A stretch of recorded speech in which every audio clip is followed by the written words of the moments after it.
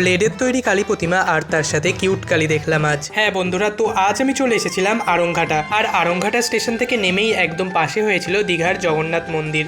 দীঘার জগন্নাথ মন্দির দর্শন করে আমরা তার ঠিক সামনেই বেশ কয়েকটা পুজো মণ্ডপ দর্শন সেরে এখন চলে এসেছি এমন এক জায়গায় যেখানে চারটে পুজো একই মাঠে হয়, এবং আমাদের আসার সময়টা দুপুর এবং বিকেলের মাঝামাঝি হলেও এই সময়ে দাঁড়িয়ে এত পরিমাণ ভিড়ের সম্মুখীন হতে হবে আমাদের আশা ছিল না। যাই হোক, বেশ কয়েকটা ঠাকুর দেখার পর প্রায় সন্ধ্যা নেমে এসেছিল, আর এখন আমরা চলে এসেছি আড়ংঘাটার ইয়ংস্টার ক্লাবে। আর এখানেই কিন্তু তৈরি হয়েছিল 1,30,000 ব্লেড দিয়ে তৈরি মাতৃ প্রতিমা। এখানকার মাতৃ প্রতিমা দর্শন করে আমরা চলে এসেছি ওই মাঠেরই আরো একটা পুজো মণ্ডপে। আর এখানকার থিমটা আমার সব থেকে বেশি ইউনিক লেগেছে। আড়ংঘাটার প্রত্যেকটা প্যান্ডেলই ছিল দৃষ্টি আকর্ষণীয় এবং মন্ত্রমুগ্ধ করার মতো, কিন্তু এবারে আড়ংঘাটা শুধুমাত্র প্যান্ডেলেই তার ইউনিক ভাব বজায় রাখেনি, রেখেছে মাতৃ প্রতিমাতেও।